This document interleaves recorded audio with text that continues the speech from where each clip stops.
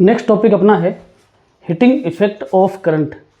Heating effect of current, इसका मतलब होता है कि जब किसी वायर में करंट फ्लो होता है या किसी रेजिस्टेंस में करंट फ्लो होता है तो उस रेजिस्टेंस में या वायर में हीट जनरेट हो जाती है, मतलब वायर जो है वो गर्म होने लगता है। ठीक है, उसका यहाँ पर जो इफेक्ट है उसकी अपन स्टडी कर रहे हैं। ठीक है, तो इलेक्ट्रिकल पावर, इसके अंदर अपने पास जो टॉपिक है वो आएगा इलेक्ट्रिकल पावर। इलेक्ट्रिकल पावर, ठीक है, इलेक्ट्रिकल पावर जो है वो क्या होती है? पहली चीज, इलेक्ट्रिकल पावर या पावर जो है वो क्या होती है? ठीक है, तो सीधी सी डेफिनेशन इसकी, the rate of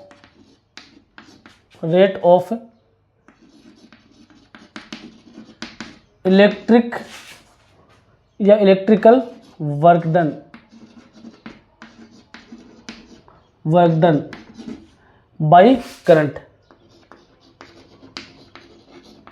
by current per unit time. ठीक है, बाय करंट ऐसे मान लो या पर यूनिट टाइम एक ही बात है, is called power,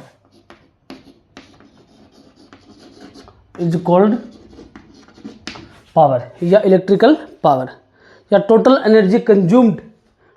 electrical energy consumed per unit time. ठीक है, या इसकी दूसरी डेफिनेशन लिखे तो ऐसे भी लिख सकते हैं हम, rate of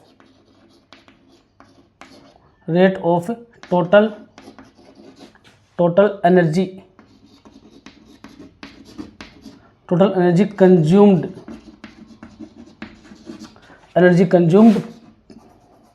consumed is called power. ठीक है, और लिखना चाहिए तो work done by current per unit time.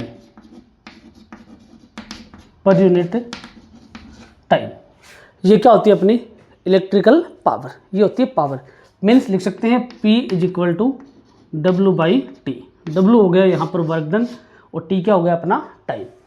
ठीक है, पर यूनिट टाइम का मतलब होता है 1 सेकंड में, तो T इज इक्वल टू, अगर मैं 1 सेकंड लिखूँ तो यहाँ पर पावर कितनी आ जाएगी? P is equal to W/1 means W। तो 1 सेकंड में कितना वर्क डन हुआ उसको क्या बोलते हैं? Electrical power. ठीक है, अब ध्यान से देखना थोड़ा सा, जैसे अपने पास पोटेंशियल या वोल्टेज जो होता है, पोटेंशियल क्या होता है? V is equal to W/Q। तो W इज इक्वल टू क्या हो जाएगा? QV। W is equal to क्या हो जाएगा? QV। ठीक है, चार्ज इनटू पोटेंशियल। ठीक है, अब Q इज इक्वल टू क्या होता है अपने IT वैल्यू पुट करेंगे तो W इज इक्वल टू क्या हो गया? IT.V, मैं लिख सकता हूँ VIT। ये अपने पास हो जाएगा वर्क डन। ठीक है, ये हो गया वर्क डन। ये वैल्यू पावर वाली इक्वेशन में पुट करेंगे। ठीक है, पावर वाली इक्वेशन में पुट करेंगे तो पावर कितनी आएगी? पावर आएगी P is equal to VIT/T। P is equal to VIT/T। T से T कैंसिल, तो पावर क्या आ गई? P is equal to VI। ये होता है इलेक्ट्रिकल पावर का formula, P is equal to VI। Electrical power का ये फॉर्मूला होता है, P is equal to VI। Screenshot ले लो या इसको सेव कर लो।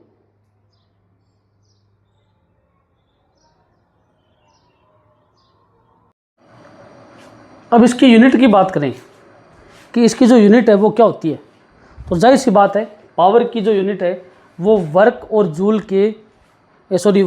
टाइम के रेशियो के इक्वल होती है। ठीक है, अगर अपन बात करें पावर की यूनिट की, तो पावर की जो यूनिट है वो होती है वोट। ठीक है, उसको बोल सकते हैं वोट या जूल/सेकंड। वाट बोल दो या जूल/सेकंड बोल दो। ठीक है, जैसे मैं लिखूं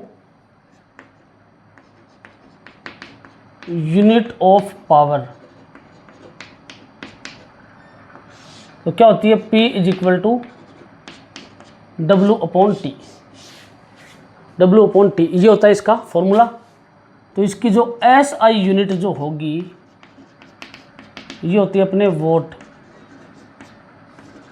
ठीक है, या joule upon second, joule upon second, ठीक है, जूल अपॉन सेकेंड। अब P इज इक्वल टू, एक फॉर्मूला और होता है P is equal to VI, ठीक है, तो ये V है वोल्ट और I है करंट, करंट की यूनिट होती है एम्पियर, तो वोल्ट इंटू एम्पियर भी इसकी एक यूनिट जो है वो होती है, ठीक है, ये हो गई इसकी यूनिट। अब बात करते हैं हम जूल्स लॉ की। जूल का जो लॉ है वो क्या है, ठीक है, जूल्स रूल या जूल का हीटिंग इफेक्ट या हीटिंग लॉ ऑफ जूल, ठीक है, heating law of joule, heating law of joule, और इसको हम बोल सकते हैं जूल्स लॉ, जूल का लॉ, ठीक है। तो जूल्स लॉ के अकॉर्डिंग क्या होता है कि किसी भी वायर में, किसी भी कंडक्टर में या किसी भी रेजिस्टेंस में जब करंट फ्लो होता है, वायर में रेजिस्टेंस में जब करंट फ्लो होता है, ठीक है, तो उसके अंदर हीट जनरेट होती है, उसके अंदर हीट जो है वो जनरेट होती है, वो जनरेटेड हीट H, वो जनरेटेड हीट H, ठीक है। जब किसी वायर में करंट फ्लो होता है, when electric current is flowing through a wire, then wire is heated up. So according to Joule's law of heat या heating law of Joule, heat H जो है वो हमेशा करंट के स्क्वायर के डायरेक्टली प्रोपोर्शनल होती है। उस रेजिस्टेंस में, उस वायर में जो करंट फ्लो होता है उसके स्क्वायर के डायरेक्टली प्रोपोर्शनल होती है। सेकंड, रेजिस्टेंस की जो वैल्यू है या रजिस्टर का जो रेजिस्टेंस है उसके डायरेक्टली प्रोपोर्शनल होती है, या ये रूल है, इसको चेंज नहीं कर सकते हम, या हीट जो है वो हमेशा जितने टाइम में करंट फ्लो हो रहा है उस टाइम के डायरेक्टली प्रोपोर्शनल होती है। तो तीनों इक्वेशन को अगर हम एक साथ मिक्स करें तो H जो है उसके इक्वल क्या आएगा, I square RT, H is equal to I square RT। तो ये जो है ये जूल्स लॉ है या जूल का हीट लॉ है, ठीक है। तो हीट लॉ के अकॉर्डिंग क्या होता है, किसी भी वायर में, किसी भी रेजिस्टेंस में या किसी भी रजिस्टर में जब करंट फ्लो होता है तो उसके अंदर जो प्रोड्यूस्ड हीट होती है वो हमेशा फ्लोइंग करंट के स्क्वायर के डायरेक्टली प्रोपोर्शनल, रेजिस्टेंस की वैल्यू के डायरेक्टली प्रोपोर्शनल, और जितने टाइम में करंट फ्लो हो रहा है उस टाइम के डायरेक्टली प्रोपोर्शनल होती है। तो तीनों को मिक्स करेंगे तो H इज इक्वल टू क्या आएगा, I स्क्वायर RT। हालांकि कॉन्स्टेंट यहाँ पर आता है, उसको अपन ने नेग्लेक्ट कर दिया, I स्क्वायर RT, ठीक है। चलो अब मैं अगर बात करूँ तो अपने पास ओम्स लॉ के अकॉर्डिंग क्या होता है, ओम्स लॉ के अकॉर्डिंग अपने पास V इज इक्वल टू क्या होता है, IR, V is equal to IR। तो H की वैल्यू क्या है अपने पास, H इज इक्वल टू है I स्क्वायर RT। तो H इज इक्वल टू यहाँ पर मैंने लिख दिया IR into I into T, ठीक है। I स्क्वायर को मैंने इस तरीके से लिख दिया। IR की वैल्यू क्या है, V, then value of heat H is equal to VIT, value of heat H is equal to VIT। This value is always equal to work done. आपको पता होगा अपने पिछले वाले टॉपिक में, पावर वाले टॉपिक में W is equal to VIT किया था, जो इसके सेम ही रहेगा, ठीक है, जो इसके सेम ही रहेगा। आई बात समझ में। अच्छा, अगर अपन इस इक्वेशन से, जैसे यहाँ ये इक्वेशन है मेरे पास, इसे I की वैल्यू निकालें तो I इक्वल टू क्या आएगा, V upon R, I equal to V upon R। यहाँ पुट करेंगे तो H की वैल्यू क्या आएगी, V की जगह V रहेगा और I की जगह क्या पुट करेंगे, V अपॉन R, तो V upon R into T। तो H की वैल्यू क्या आ जाएगी, V square by R T, H is equal to V square by R T, ठीक है। ये अपने पास आ गई heat according to Joule's law. तो इसका स्क्रीनशॉट या फिर लिखना चाहो तो वीडियो को पॉज करके आप लिख सकते हो, ठीक है। अब अपन बात करते हैं इसकी यूनिट की, ठीक है, कि हीट जो है वो एक एनर्जी होती है और एनर्जी की यूनिट जो है वो जूल होती है, बिल्कुल, ठीक है। लेकिन इसकी प्रैक्टिकल जो यूनिट है वो क्या होती है, वो अपने को देखना है। इसकी प्रैक्टिकल यूनिट जो है वो क्या होती है, हीट की जो प्रैक्टिकल यूनिट है, ठीक है। या कॉमर्शियल यूनिट है वो क्या होती है, एनर्जी, हीट और एनर्जी एक ही बात है, इसको अपन जूल में भी लिख सकते हैं, ठीक है ना, जूल में भी लिख सकते हैं। तो इसकी जो यूनिट, तो जाहिर सी बात है वर्क डन के इक्वल होता है, H is equal to W होता है, तो इसकी यूनिट क्या हो जाएगी, जूल, ठीक है, इसकी यूनिट क्या हो जाएगी, जूल। आगे बात सुन में, यूनिट क्या होगी, जूल। अब इसकी कॉमर्शियल यूनिट,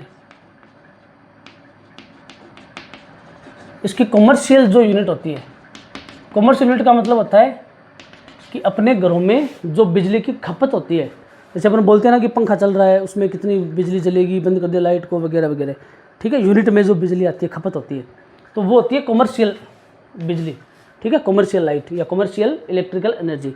तो उसकी जो यूनिट होती है वो होती है kilowatt hour, KWH, kilowatt hour, ठीक है। उसकी जो कॉमर्शियल जो यूनिट होती है वो होती है किलो वाट आवर, और 1 किलो वाट आवर के इक्वल होता है 3.6 इंटू, ये भी आप देख लेना, 1 किलो वाट आवर के इक्वल होता है 3.6 इंटू 10⁻6 जूल, 3.6 इंटू 10⁻6 जूल, कि 1 आवर में कितनी एनर्जी कंज्यूम्ड हुई उसको हम बोलते हैं किलो वाट आवर। 1 आवर में कितनी एनर्जी कंज्यूम्ड हुई, कितनी एनर्जी है वो डिस्पेस्ड हुई, उसको बोलते हैं किलो वाट आवर, जो इसके इक्वल होता है 3.6 इंटू 10⁻6 जूल। आई ना बात समझ में, इसके इक्वल होता है। और किलोवाट आवर जो है, इसको हम यूनिट भी बोलते हैं, यूनिट, ये यूनिट मतलब इसकी जो यूनिट हम मेजरमेंट का प्रोसेस है वो नहीं, यूनिट का मतलब कि कितने यूनिट बिजली घर में खर्च हुई, उस यूनिट की बात कर रहा हूँ मैं, कि जैसे 5 यूनिट बिजली का बिल आया, 10 यूनिट बिजली का बिल आया, 20 यूनिट बिजली का बिल आया, उस यूनिट की मैं यहाँ पर बात कर रहा हूँ, ठीक है। तो किलोवाट आवर को हम यूनिट भी बोलते हैं, ठीक है, यूनिट भी बोलते हैं कि कितनी बिजली है वो वेस्ट हुई घर में, कितनी बिजली कंज्यूम्ड हुई, कितनी लाइट कंज्यूम्ड हुई, कितनी एनर्जी कंज्यूम्ड हुई, उसको हम यूनिट बोलते हैं, ठीक है। तो इसको आप लिख सकते हो। आज तक आपने पढ़ा नहीं होगा, फर्स्ट टाइम आप पढ़ोगे, ठीक है। कॉम्बिनेशन ऑफ रेजिस्टेंस आपने पढ़ा है, कॉम्बिनेशन ऑफ कैपेसिटर आपने पढ़ा है, कॉम्बिनेशन ऑफ इंडक्टर आपने पढ़ा है, ठीक है, लेकिन आपने कॉम्बिनेशन ऑफ बल्ब नहीं पढ़ा होगा, कॉम्बिनेशन ऑफ बल्ब, बल्ब का कॉम्बिनेशन, ठीक है, 2 टाइप का होगा। पहला क्या होता है अपना, series combination, very good, series combination, bulb का सीरीज कॉम्बिनेशन। और दूसरा कौन सा होता है आपको पता ही है, पैरेलल कॉम्बिनेशन। दूसरा क्या होता है अपना, पैरेलल कॉम्बिनेशन। अब जाहिर सी बात है सीरीज कॉम्बिनेशन में मेरे पास 2 बल्ब हैं, फर्स्ट बल्ब ये हो गया, और सेकंड जो बल्ब है वो मेरे पास ये हो गया, इसकी पावर P1, इसकी पावर P2, ठीक है, ये हो गया सीरीज कॉम्बिनेशन।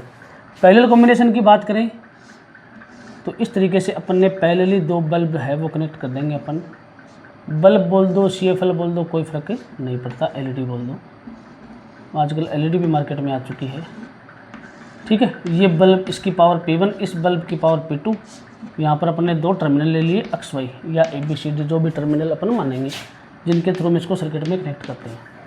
तो सीरीज कॉम्बिनेशन में अगर 2 बल्ब इस तरीके से कनेक्ट हो जिसकी पावर P1 है, P2 है, तो टोटल जो पावर होती है इसकी, ध्यान से देखना इसको, टोटल पावर बहुत ही अच्छा, टोटल पावर जो है वो आएगी 1/P is equal to 1/P1 plus 1/P2।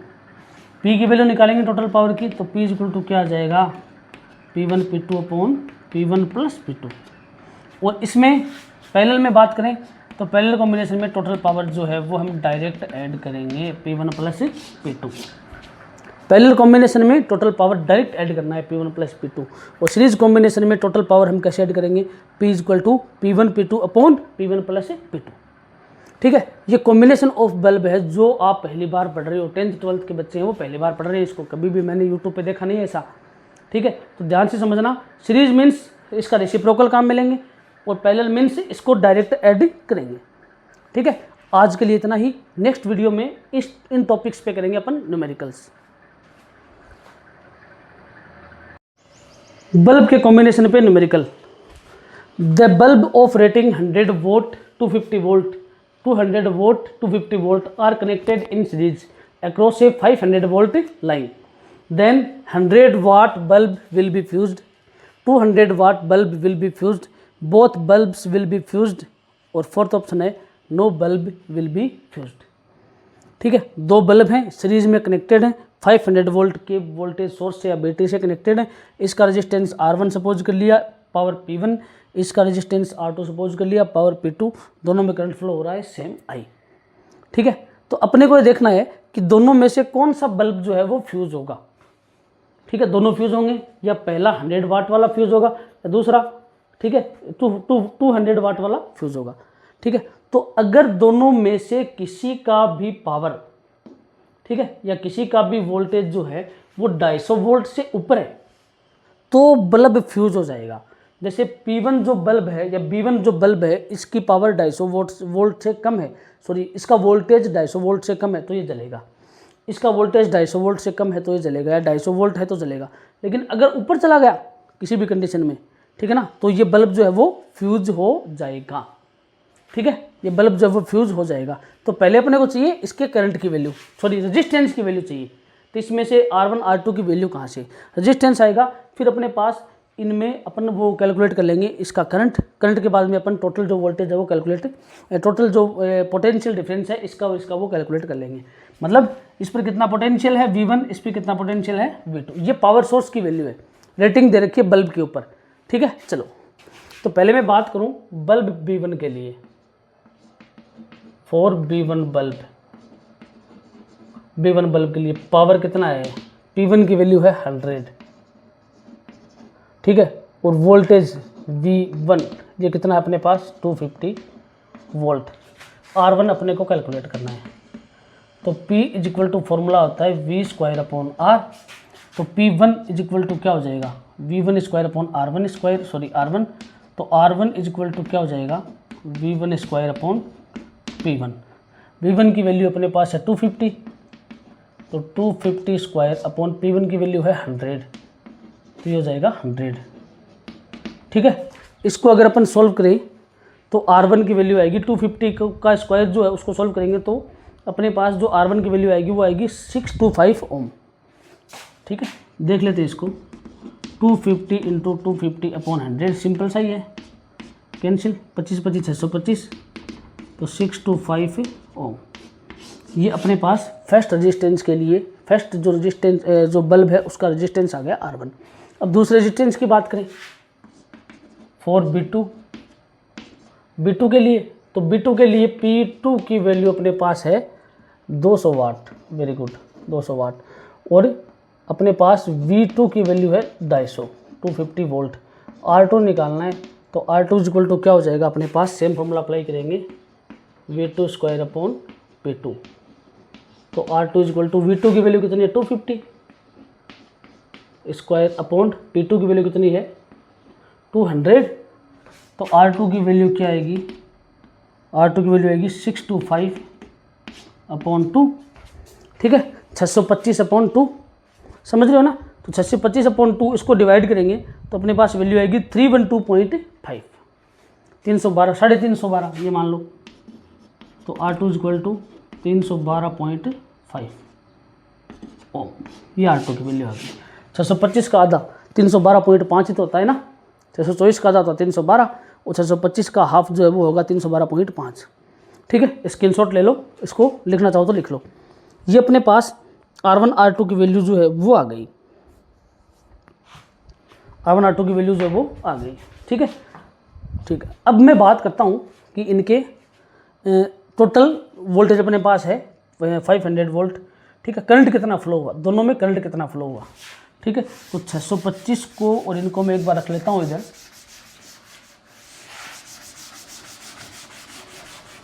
ठीक है, टोटल जो वोल्टेज है वो अपना कितना फ्लो हुआ, टोटल करंट कितना फ्लो हुआ। ठीक है, तो टोटल करंट क्या हो जाएगा, I equal to total voltage V, total resistance R1 + R2। Series combination है ना, तो सीरीज कॉम्बिनेशन में टोटल रेजिस्टेंस R1 + R2 होता है। अपने इसको R लिख सकते हैं, लेकिन अगर सीरीज कॉम्बिनेशन में देखें तो टोटल रेजिस्टेंस आर के इक्वल क्या होता है R1 प्लस R2। तो I is equal to total voltage अपने पास 500 वोल्ट अपॉन R1 R2 की वैल्यू कितनी है 625 प्लस 312.5। अब इससे अपन करंट की जो वैल्यू है वो निकाल लेंगे कि करंट की वैल्यू कितनी आएगी, वो अपन इससे कैलकुलेट कर लेंगे। ठीक है, थोड़ा सा वोल्टेज का इशू था। आई बस में करंट की वैल्यू अपन निकाल लेंगे। तो करंट की वैल्यू निकालेंगे वो आएगी 0.53 एम्पियर आ गया। करंट आ गया अपने पास 0.53 एम्पियर। 0.53 एम्पियर। अब इस बल्ब पे कितना पोटेंशियल है, B1 पे पोटेंशियल देखेंगे अपन। ठीक है, तो आई R1 पोटेंशियल देखेंगे B1 पे 625। R1 की वैल्यू लिख लेता हूँ मैं, R1 625, R2 312.5। R1 625 अपने पास R1 की वैल्यू आई 625 ओम, R2 आया 312.5 ओम। ठीक है, अब B1 बल्ब पे देखेंगे कितना पोटेंशियल है। तो पोटेंशियल डिफरेंस एट B1 कितना आएगा, V1 is equal to I R1। I की वैल्यू कितनी है 0.53 इंटू, ठीक है, R1 की वैल्यू कितनी है 625। इसको सॉल्व करेंगे 333.3 के समथिंग ये आने वाला है। ठीक है, इसको सॉल्व करेंगे तो वैल्यू आएगी 333.3 वोल्ट। ठीक है, और दूसरे को अपन सॉल्व करें, दूसरे को पोटेंशियल डिफरेंस एट B2 पे पोटेंशियल डिफरेंस देखें वो आएगा V2 is equal to I R2 Ohm's law के अकॉर्डिंग। आई की वैल्यू अपने पास है 0.53 और R2 की वैल्यू है वो आएगी अपने पास है R2 की 312.5। तो V2 की जो वैल्यू है बल्ब B2 के लिए, V2 की वैल्यू है वो 163 पॉइंट कुछ से वोल्ट आएगी। ठीक है, 163 पॉइंट कुछ वोल्ट, 165.6 वोल्ट अप्रोक्सीमेट है 0.6 वोल्ट। ठीक है, तो B2 पे पोटेंशियल है 165.6 और B1 पे पोटेंशियल है 303.3 वोल्ट। ठीक है, इसका मतलब क्या हो गया, इसका मतलब ये हो गया कि 250 वोल्ट से ऊपर कौन सा है, तो 250 वोल्ट से ऊपर जो पोटेंशियल डिफरेंस है वो रहता है B1 के ऊपर। ठीक है, और 250 वोल्ट से नीचा पोटेंशियल डिफरेंस रहता है B2 के ऊपर। ठीक है, इसलिए अपना जो B1 है वो फ्यूज्ड हो जाएगा। समझ रहे हो ना, B1 जो बल्ब है वो फ्यूज हो जाएगा। ठीक है, तो बल्ब B1 मीन्स 100 वाट वाला बल्ब, तो 100 watt bulb will be fused.